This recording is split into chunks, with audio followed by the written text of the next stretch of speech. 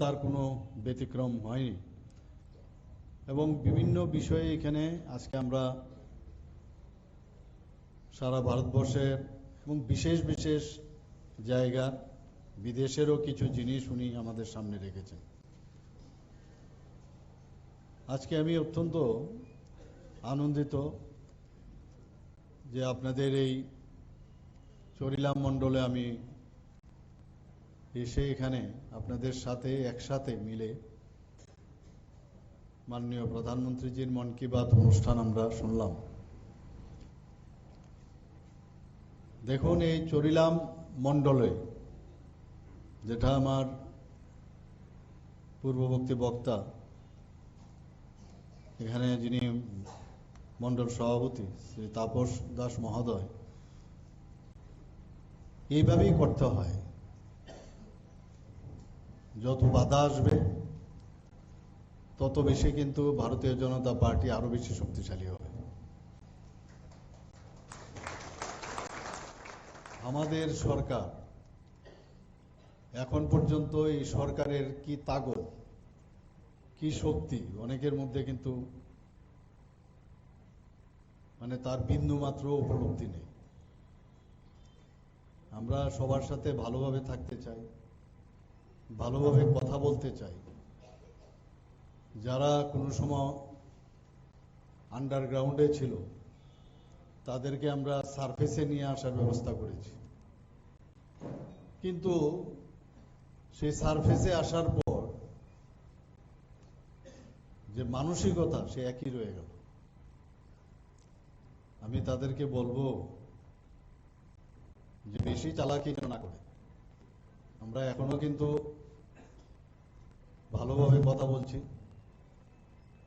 আন্দোলনের নাম দিয়ে রাস্তা বন্ধ করে দেওয়া, আন্দোলনের নাম দিয়ে যেগুলো আগে আন্ডারগ্রাউন্ডে থেকে যে কথাগুলো বলছিল, এখন সারফেসে এসে তার একটা বিভিন্ন রূপে, বিভিন্ন ফর্মে যেহেতু সুযোগ চলে এসছে, সেইভাবে কথা বলার চেষ্টা করছে।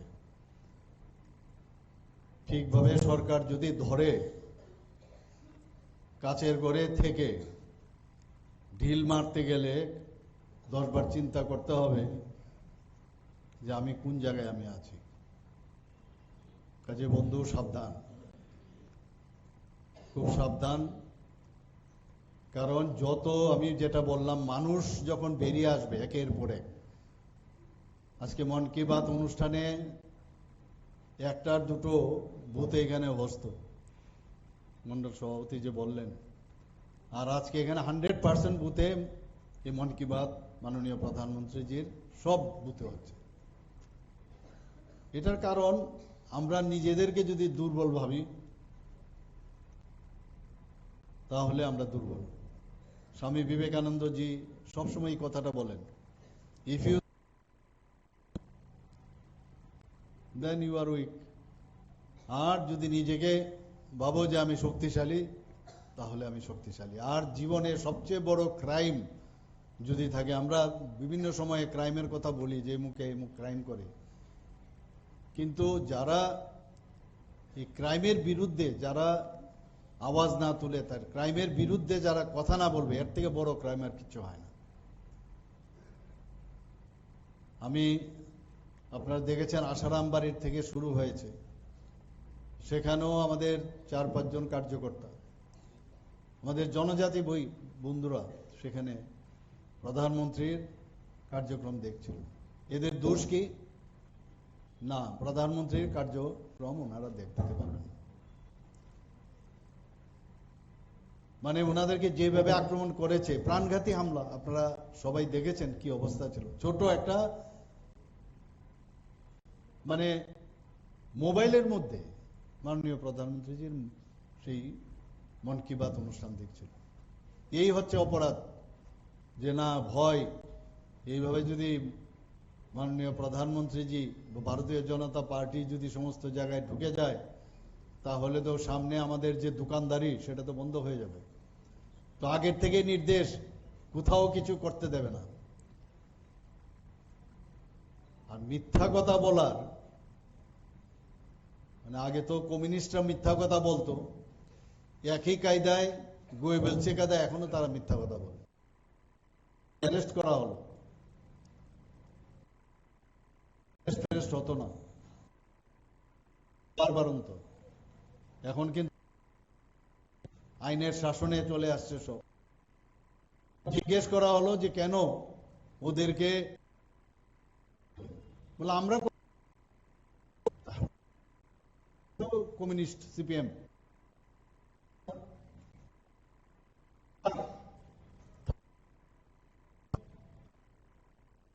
আমাদের লোককে ছাড়তে হবে। নাটক এরকম কথা বলে ঠিক করে নিয়েছি আমরা জনজাতি জাতি হোক মণি সবাই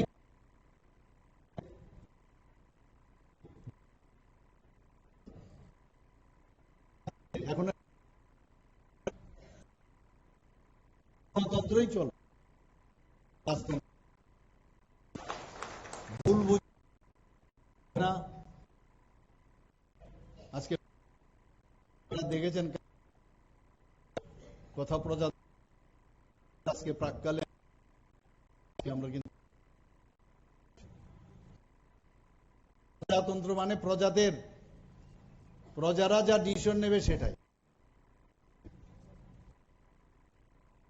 আমি এই কারণে আমাকে আপনারা এখন এগুলো চলে না। এটা গরিব ঘরের একটা চাইওয়ালা আজকে প্রধানমন্ত্রী, কোন ফ্যামিলি মহারাজার ফ্যামিলির থেকে আসেনি প্রধানমন্ত্রী। দ্রৌপদী মুর্মুজি এটা অজগায়ের থেকে এসে আজকে ভারতের রাষ্ট্রপতি। তো এই হচ্ছে প্রজাতন্ত্র। এই সংবিধানের এত বড় শক্তি, সংবিধানের শক্তি এত স্ট্রং। সাময়িক হয়তোবা কিছু লাভ হবে, কিন্তু ভবিষ্যতে অনেক সময় কি হয়, এখন আমি অনেক কথা বললে বলবে মুখ্যমন্ত্রীর মুখে এগুলো শোভা পায় না। আমি যদি একটু কড়া কথা বলি, বলে মুখ্যমন্ত্রী এভাবে কথা বলে, মুখ্যমন্ত্রীর তো শোভা পায় না। কালকে বসে যাবে দেখবেন। অনেক সময় বেআইনি ঘটর দেখেন না আপনারা, অনেক সময় তো বুলডোজার দিয়ে মাটিতে কিন্তু মিশিয়ে দেয়, দেয় না? তো এইরকম অনিয়ম বেআইনিয়ম করলে ওই মাটিতেই মিশে যাবে সব আগামী দিন নিশ্চিত। যার যার গণতান্ত্রিক পদ্ধতিতে যার যেরকম মানুষের কাছে যাওয়া, কাজ নিয়ে যাও না ভাই। কি কাজ করেছো তোমরা এতদিন?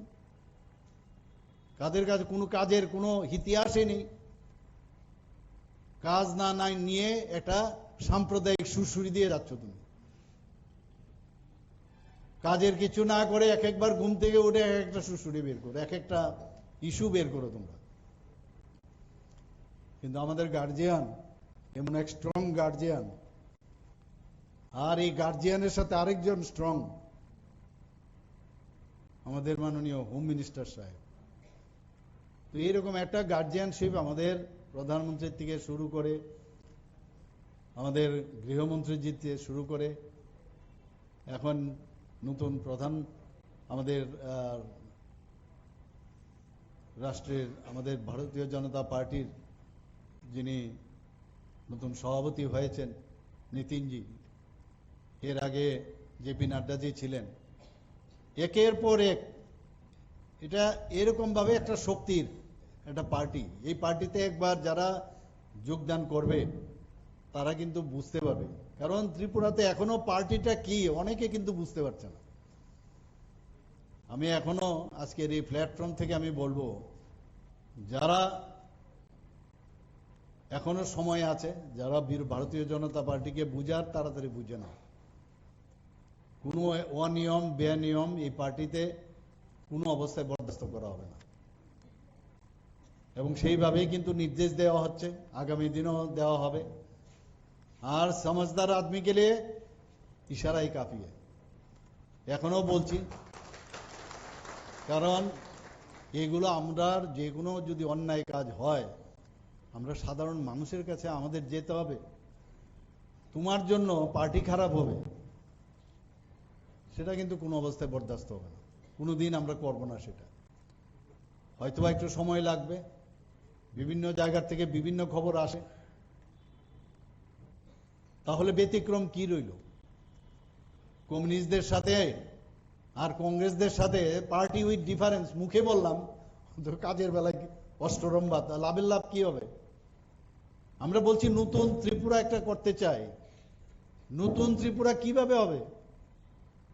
এবং একমাত্র শান্তির মাধ্যমে, যুক্তির মাধ্যমে, কথার মাধ্যমে, তার চাল চলন বলন সবকিছুর মাধ্যমে, ট্রান্সপারেন্সির মাধ্যমে।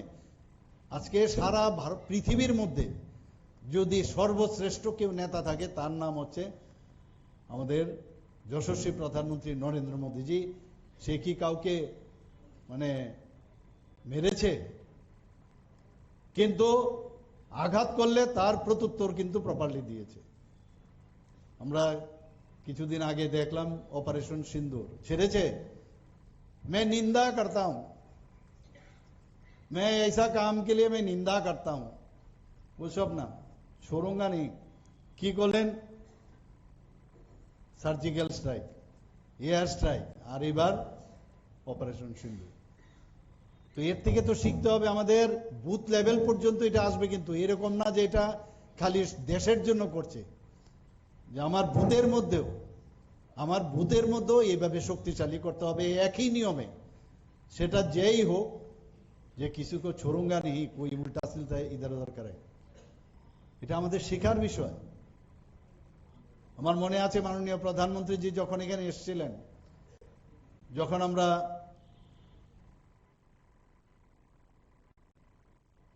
ত্রিপুরা সুন্দরী মন্দিরের নতুন ভাবে পুনর্গঠন করলাম, উনি আসার পর আমাকে জিজ্ঞেস করছিলেন যে কিতনা লোক আতে হ্যাঁ यहाँ দর্শনার্থী कितना आते हैं। আমি বললাম যে यहाँ मेरा पास जो खबर है 2500 से 3500 डेली पुण्यार्थी यहाँ पर आते हैं, और महीने में 12 लाख से 13 लाख। এরপর আমি বললাম लेकिन सर अभी आप आ गए हो और मैं समझता हूं যে पूरा दुनिया जान जाएंगे और यहाँ का जो फुटफॉल है ये बढ़ जाएगा। বিশ্বাস করুন, আমি 2-3 দিন ধরে প্রায় আমি খবর নেই, এত পুণ্যার্থী এখন বেড়েছে যে প্রথমেই ত্রিপুরাতে এসে দেশ বিদেশ থেকে আসছে। এখানে এসে উনি পুজো দিয়েছেন, একদিকে পুজো দিয়েছেন, আরেক দিক দিয়ে সারা পৃথিবীকে জানিয়েছেন যে এটা একটা আমাদের 51 পীঠের এক পীঠ। আমরা জানি, হয়তো অনেকে জানে না, এবং তার যে গুরুত্ব আর মাহাত্ম্য সেটা যখন মানুষ জানলো, দেখুন কিভাবে কত সুন্দর জিনিস করে যায়। আপনারা কুম্ভ মেলার কথা আপনারা সবাই জানেন। কুম্ভ মেলায় যখন মাঝখানে পদপিষ্ট হয়ে বহু লোক মারা গিয়েছিল, প্রচুর ইয়াং, এবারের যেটা দেখা গেছে কুম্ভ মেলায়, যে 18 বছর থেকে 35 বছরের যুবক যুবতী, আমি নিজেও সেখানে গেছি, আমি দেখছিলাম গাড়ির থেকে যে যাচ্ছে, মনে হচ্ছে যে দুনিয়া যায় বারমে, মানে এরকম এক কনসেন্ট্রেশন যে আমাকে কুম্ভ মেলায় যেতে হবে, সেখানে গিয়ে আমার ডুবকি লাগাতে হবে, এই চিন্তাধারায় শ্রদ্ধার সাথে যাচ্ছিল। সেখানে এই পদপিষ্ট হওয়ার পর মাঝখানে কিন্তু মানুষের মধ্যে একটু মানে থমকে গেছিল যে ওখানে যাবে কি যাবে না। কি করলেন মাননীয় প্রধানমন্ত্রীজি? উনি ওখানে গেলেন মাঝখানে, আপনারা খেয়াল করেছেন কিনা জানি না, গিয়ে উনি ডুবকি লাগিয়েছেন। অর্থাৎ এই যে ডুবকি লাগিয়েছেন তার অর্থ হচ্ছে all is well, all is well, no problem. এরপর দেখুন কত মানুষ তারপর গেলেন। আমি ওনাকে নিজে, কিন্তু ওনার সাথে যখন আমার সাক্ষাৎ হয় আমি এই কথাটা ওনাকে বলেছি। তো এই যে বিষয়গুলো একের পর এক আমাদের এত সুন্দরভাবে আজকে দেশ শক্তিশালী হচ্ছে। আজকে 2047 সনে, আগামী 2047 সনে উনি বলছেন বিকশিত ভারত। তো এটা তো ভারত একা করতে পারবে না, সমস্ত স্টেটগুলোর করতে হবে। আমরাও ত্রিপুরাতে ত্রিপুরা বিকশিত ত্রিপুরা 2047 আমরা বানিয়েছি, তার রোড ম্যাপ বানিয়েছি, আমরা পাঠিয়ে দিয়েছি। আর সারা ভারতবর্ষের মধ্যে 5th স্টেট আমরা, আরো আগে হয়ে যেত, কোনো সমস্যা ছিল আমাদের ক্যাবিনেটে, সেখান থেকে আমরা পাঠিয়েছি 5th পজিশনে আমরা এই সাবমিশন। $30+ ট্রিলিয়ন যে একটা ডেস্টিনেশন উনি টার্গেট রেখেছেন, এবং সেটা হবেই। আজকে কোথায় ছিল 11th পজিশন ইকোনমিক্যাল কন্ডিশন আজকে সারা পৃথিবীর মধ্যে, সেই জায়গার মধ্যে 11 থেকে 5th এখন হয়েছে 4th, এবং 2030-এর মধ্যে সেটা চলে আসবে 3rd পজিশনে। ক্যালকুলেশন একদম পুরা। কাজেই এইরকম একটা জায়গার মধ্যে আমার মনে আছে আপনাদের এই চরিলাম বিধানসভায় মাননীয় উপমুখ্যমন্ত্রী ছিলেন শ্রী জিষ্ণু দেববর্মা মহোদয়। উনি যখন এই ফিনান্সের দায়িত্ব নেন, তো উনি বলছিলেন স্বর্ণযুগ চলছে, স্বর্ণযুগ চলছে। তো আমি তো যখন দায়িত্ব নিলাম, আমি অফিসারদেরকে বললাম যে কোথায় স্বর্ণ একটু বের করে দেখান। তো বলে স্বর্ণ তো আর খুঁজে পাই না, কোথায় স্বর্ণ, তবে 13,000 কোটি টাকার লোন ওরা রেখে গেছে আমাদের উপর, সেটা আমি পেয়েছি। আর সত্যিকারের কথা যদি বলুন, এখন কিন্তু রিয়েলি স্বর্ণযুগ চলছে ভারতবর্ষে। আমি এখানে কয়েকবারও এসেছি, এই ইলেকশনে আমি এসেছি। সবচাইতে সারা ভারত ত্রিপুরার মধ্যে যদি ডেভেলপমেন্ট হয়, সেই ডেভেলপমেন্ট এই জায়গার থেকে যিনি উপমুখ্যমন্ত্রী হয়েছিলেন জিষ্ণু দেববর্মনের সময়ে সবচেয়ে বেশি এই চরিলাম অঞ্চলে কিন্তু সবচেয়ে বেশি হয়েছে। কিন্তু গণতন্ত্রের মধ্যে হার জিত থাকবে। এত ডেভেলপমেন্ট করেছেন, তারপরও কিন্তু উনি সেখান থেকে জিততে পারেননি। অথচ ত্রিপুরার ইতিহাসে উনি যখন প্রথমবার এখান থেকে নির্বাচিত হন, হাইয়েস্ট ভোটে এখান থেকে কিন্তু জিতেছেন। আপনারা সবাই মনে আছে কিনা? এইরকম রাজনীতির মার পেচ আছে অনেক বিষয়, সেই মার পেচের কারণে ভুল বুঝে, উল্টাপাল্টা বুঝে, আর উনাকে আমাদের মাননীয় প্রধানমন্ত্রীজি, আমাদের পার্টি উনাকে কি সম্মানটা দিয়েছে দেখুন। আজকে একটা রাজ পরিবারের একজন সন্তান, সুসন্তান, উনাকে ছোট একটা রাজ্য থেকে আজকে তেলেঙ্গানার মতো রাজ্যের মধ্যে উনাকে আজকে গভর্নর বানিয়েছে। এই আপনাদের এলাকার, আপনাদের গর্ববোধ করা উচিত। আমি শুনি এখনো উনি যখন এখানে আসেন, আপনাদের অনেকের সাথে খবরাখবর নেয়, যোগাযোগ করে, তো এগুলো থাকবে। কিন্তু এখন আমাদের যে জায়গার মধ্যে আমাদের গ্যাপ আছে, সেই গ্যাপগুলো কোন অবস্থায় যাতে আমাদের খালি না থাকে, সেগুলোকে আমাদের ফুলফিল করতে হবে। আজকে আমাদের মাঝে এখানে একটু আগে যিনি উপস্থিত ছিলেন এই অনুষ্ঠানে, Shri Bipin Deb Barma, state general secretary, young আমাদের ডাইনামিক জনজাতি লিডার, একটু অন্য কাজে আবার নেক্সট আর একটা প্রোগ্রাম আছে সেখানে চলে গেছে। রতনবাবু তো সাকসেসফুল, মন কি বাত অনুষ্ঠানে উনি ইনচার্জ। লাস্ট টাইম যে খবর এসছে, সারা ভারতবর্ষের মধ্যে প্রথম হয়েছে আমাদের, এবারও প্রথম হচ্ছে বলছে মন কি বাত অনুষ্ঠানে। আমাদের ভারতীয় জনতা পার্টির ত্রিপুরা প্রদেশের উনি সম্মানিত সেক্রেটারি। যখন যে কাজ দেওয়া হয়, উনি কিন্তু আজকে বহু বছর ধরে পার্টির সাথে যুক্ত। আমাদের মাঝে জেলা সভাধিপতি, আপনারা সবাই জানেন, উনি একবার বিদেশেও গেছেন, এত সুন্দরভাবে সেখানে ভারতের হয়ে বক্তব্য রেখেছেন। আমাদের চয়েস কিন্তু একদম টু দ্য পয়েন্ট, আমাদের চয়েস কিন্তু to the point. Shrimati Supriya Dasdatta মহোদয়া, আমাদের টিআইডিসি, আপনারা দেখেছেন আগে যুব মোর্চার, স্টেটের যুব মোর্চার প্রেসিডেন্ট ছিলেন, এবং আমি তখন প্রেসিডেন্ট ছিলাম ত্রিপুরা প্রদেশে। একটা ভাইব্রেশন ছিল আমাদের, সমস্ত যুবকরা কিন্তু সারা ত্রিপুরার মধ্যে একটা ভাইব্রেশন ছিল। সেই জায়গায় দাঁড়িয়ে উনাকে আজকে টিআইডিসির চেয়ারম্যান করার সুবাদে, টিআইডিসি আগে কোথায় লসে রান করতো, আজকে সেখানে কিন্তু আমরা লাভের আমরা বলছি। পরখ করতে হয়, অনেক সময় বুঝতে হয়, অনেক সময় কোথায় কে কি কোন জায়গায় ফিট হবে, আর বাকিটা কপাল। কিন্তু কাজ করে যেতে হবে, কিছু হবে কি হবে না বাদ দিন। আর আমাদের পার্টি এমন একটা পার্টি যে কিছু চাইলে কিন্তু বিপদ, চাইলে 100% পাবে না, না চাইলেই হয়। আর এর চাইতে সবচেয়ে বড় প্রমাণ আমি নিজে, এর থেকে বড় প্রমাণ আর কিছু নেই। এখানে ডিস্ট্রিক্ট প্রেসিডেন্ট আছেন সিপাহীজলা নর্থে, শ্রী বিপ্লব চক্রবর্তী, উনিও ভালো কাজ করছেন। আর এখানে যে মন্ডল সভাপতি, যার সভাপতিত্বে আজকের এই মন কি বাত অনুষ্ঠান 130তম, আমি ওনাদেরকে ধন্যবাদ দেব। এবং এখানে আপনারা পুরো টিম, এখানে আমি জিজ্ঞেস করছিলাম এখানে জনজাতির কতজন এসছে এখানে। আমি জানি অনেকে ভয় দেখায়, যাবে না, এই হয়ে যাবে। জনজাতিরা এখন বুঝতে পারছে যে ভারতীয় জনতা পার্টি ছাড়া, এই ন্যাশনাল পার্টি ছাড়া জনজাতিদের উন্নয়ন কেউ করবে না। বাকি যার যার বেস্টেড ইন্টারেস্টে এগুলো করে। এখন বুঝার সময় এসছে, আমরা সবাই একসাথে থাকতে চাই। বাকি আমি দেব, আমরা দেব, আমাদের ডাবল ইঞ্জিনের সরকার দেব, আর একজন মাঝখানে এসে ঢুকে বলবে আমি করেছি, তাহলে আমি কেন, আমরা করব না, আরেকজনকে আমি কেন বলবো ওর থ্রুতে হয়েছে?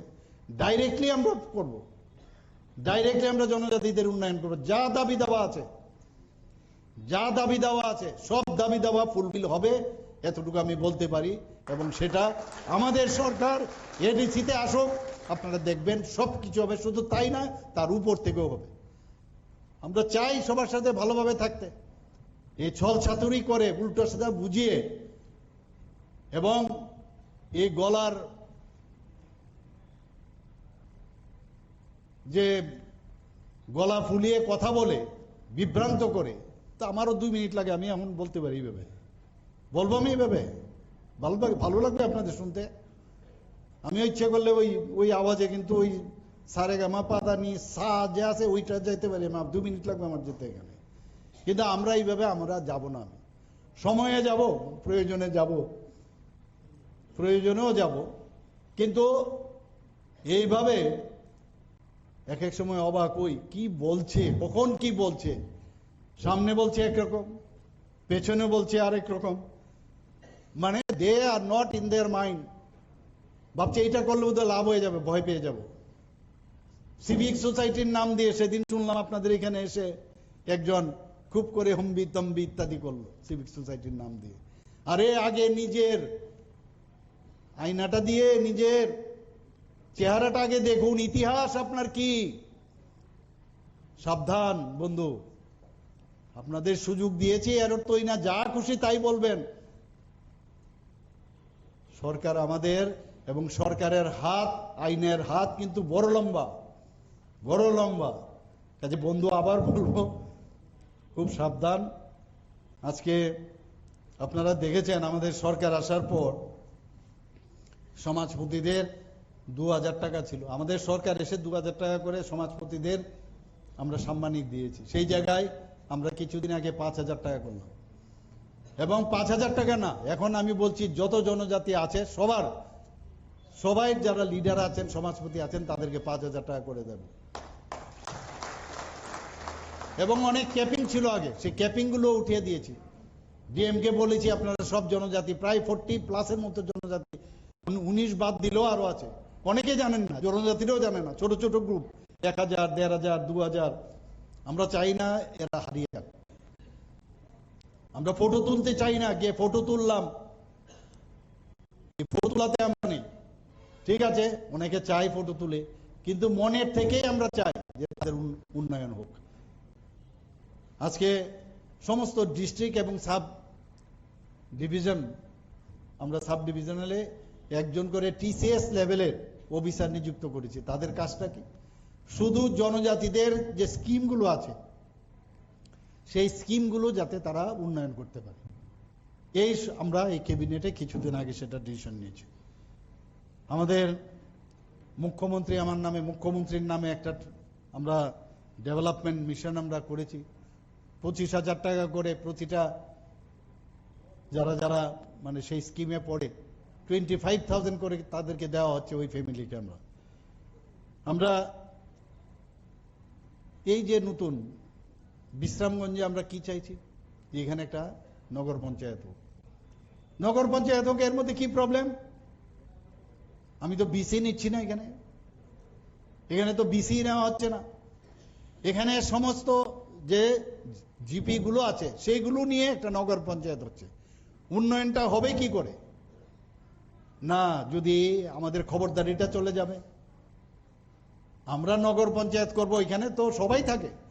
নগর পঞ্চায়েত করলে যখনই কিছু একটা হয় তখন তার ডেভেলপমেন্ট হয়, মিউনিসিপ্যালিটির থেকে তার পয়সা আসবে, এই এরিয়ার ডেভেলপমেন্ট হবে। এগুলো আমি বলবো যে আপনাদের আজকে এগুলো নিয়ে চিন্তা করার দরকার। এগুলো বসে আপনারা কথা বলুন সবার সাথে। আমি মন্ডল প্রেসিডেন্টকে বলবো, যারা আমাদের জনজাতি ভাই বোনেরা আছেন, আমি এখানে এর আগেও 2021 আমি এসেছি, কি অবস্থা ইলেকশনের পরে, নির্বাচনোত্তর সন্ত্রাস আমরা দেখেছি, প্রচুর ঘরে ঘরে আমি গেছি, অস্ত্রের আস্ফালন, মেয়ে লোকদের উপর কি অত্যাচার, বলে আর লাভ নেই। সব কি কি চাইছে কি ওরা? কমিউনিস্টরাও করেছে এরকম, কংগ্রেসরা তো নিজেরা নিজেরা করত, আবার এখন দেখলাম তারা শুরু করেছে। সেটা হতে দেব না আমরা, কোন অবস্থায় হতে দেব না। গায়ের জোর উইল নট বি টলারেটেড, আমরা এগুলো টলারেট করব না। মাননীয় প্রধানমন্ত্রীজি আজকের মন কি বাত অনুষ্ঠানে খুব সুন্দর কয়েকটা কথা বলেছেন। আমি কয়েকটা কথা বলে আমার আজকের এখানে যাই বলার যে সুযোগ দিয়েছেন আপনারা। ন্যাশনাল ভোটার্স ডে, আজকে কিন্তু ন্যাশনাল ভোটার্স ডে, অর্থাৎ 18 বছর হয়ে যাওয়ার পর এই যে গণতন্ত্রের যে কত বড় শক্তি সে সম্পর্কে কিন্তু উনি আবার মনে করিয়ে দিলেন আমাদের। এবং কিভাবে নতুন নতুন ভোটার, নতুন যারা হচ্ছে তাদেরকে যে অ্যাপ্রিসিয়েট করা, এটার থেকেও আমাদের শেখার আছে। যার যার বুথের মধ্যে যারা নতুন নতুন ভোটার আজকে 18 বছর হয়েছে তাদেরকে ডেকে তাদেরকে সম্মান দেওয়া, সেই কথাটা উনি জানিয়েছেন। আজকে যখন উনি কথাটা বললেন যে স্টার্ট আপ নিয়ে, আমরা অনেকে স্টার্ট আপ নিয়ে কত যে সুবিধা আছে, আমি আধিকারিকদের প্রায়ই বলি যে start up India, stand up India, এগুলো নিয়ে যত বেশি অ্যাওয়ারনেস করা যায়, কত আমরা তার মধ্যে ফান্ডিং দিচ্ছি।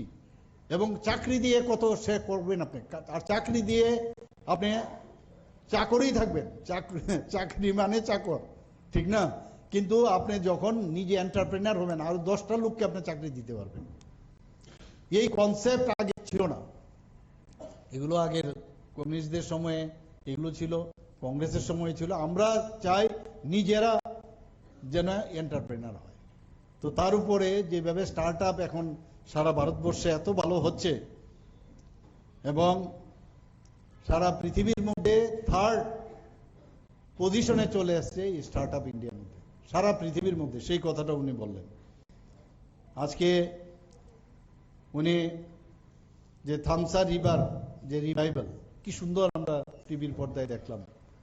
আমার মনে হয় না যে আমরা হাওড়া নদীটা এইভাবে করি, গোমতী নদীটা করি, আমাদের প্রায় 12টার মতো মেইন রিভার, কিন্তু আমরা ওই শুনলাম খালি। কিন্তু সবাই যদি এটা একটা প্রোগ্রাম বানিয়ে আজকে আমরা যদি যাই, সবাই মিলে যদি এই কাজটা করি, রাস্তা পরিষ্কার, স্কুল পরিষ্কার, আজকে ন্যাশনাল হাইওয়ে পরিষ্কার, এগুলো এক একবার বার্তা দিচ্ছেন উনি, হচ্ছে অনেক জায়গায়। কিন্তু কন্টিনিউয়াস আমাদের এই বিষয়টা যখন আমরা করবো, তো আমাদেরও এই উনি কোনো এক সময় এই প্রোগ্রাম সারা ভারতবর্ষকে, সারা পৃথিবীকে উনি দেখাবেন। আজকে আমাদের ছেলে মেয়েরা কিন্তু এখন স্টার্ট আপে ত্রিপুরাতে খুব ভালো করছে। আমি এটাও দেখলাম, দেখুন কত সুন্দর জিনিস আমাদের এখানে কীর্তন, আমরা আইসিএ ডিপার্টমেন্ট থেকে কীর্তনের একটা অনুষ্ঠানও আমরা করছি, কম্পিটিশন করাচ্ছি, যাত্রা কম্পিটিশন করাচ্ছি, নাটক, এগুলো কিন্তু হারিয়ে যাচ্ছিল, পুতুল খেলা, এগুলো। উনি ভজনের যে একটু আগে যে ভজন, এবং সেটাকে যে 2-3টে ছেলে মেয়ে একদম তাদেরকে দিয়ে এটা মডার্নাইজেশন করে, মিক্স করে কি সুন্দরভাবে ভজনকে উনি বললেন যে ভজনকে এইভাবে যদি করা যায় সময়ের সাথে একটু, কিন্তু মূল ভজনের যে সুরটা, ভজনের যে আসল যে বিষয়টা, সেটা যেন না হয়। তা আমরাও এই ধরনের একটা ইনোভেটিভ চিন্তা ভাবনা আমরা করতে পারি। এগুলো শুধু মন কি বাত যে বলছেন উনি, উনার কথা না, কিন্তু অন্যের মন বাত, অন্য যাতে মনের ভিতরে ঢুকে সেই কথাগুলো উনি বলছেন। এর মধ্যে আমাদের মধ্যে কিন্তু স্পিরিচুয়ালিটির ভাবও আসে। মডার্ন যুগের যারা আছেন, নতুন নতুন ছেলে মেয়েরা, এখন তো ওরা সেই মন্দিরেও যায় না, তারা কোনো ইনস্টিটিউশনে যায় না, তো তাদের জন্য এই ধরনের যখন মিক্স করবেন, তাদের মধ্যে অ্যাটলিস্ট এই স্পিরিচুয়ালিটির বিষয়টা চলে আসবে। এবং এখানে আরেকটা জিনিস যেটা উনি দেখালেন, যে আমাদের, উনি বলছেন যে বাঙালিদের যে লাল পাড়ির যে শাড়ি পরে সেই মালয়েশিয়ার মতো জায়গায়, আপনারা ভাবুন কোথার থেকে কি কি জিনিস নিয়ে আসেন, এবং সেখানে তাদেরকে দাঁড় করিয়ে একটা প্রোগ্রাম, বন্দে মাতরম, পেছনে আমি দেখছিলাম, বন্দে মাতরমের মাধ্যমে গানটা গাইয়ে তার সাথে এটাকে প্রস্তুত করলো। তো সারা পৃথিবীকে এখন মানে চেনাচ্ছে যে ভারত কোথায় এখন। এখানে মির্জাফর নামে এক ব্যক্তি, যিনি বলছেন যে এই যে টবেকো, সেলিং অফ টবেকো, এই বিষয়ে উনি কিন্তু এখানে কথা বলেছেন। আরো অনেক এখানে বিষয়ে উনি রেখেছেন, আমি সব কথা আর বলছি না। আমি আবার বলবো যে এই চরিলাম বিধানসভাতে আপনারা একটু জাগতে হবে, এখানে কারোর দাদাগিরি এখানে চলবে না।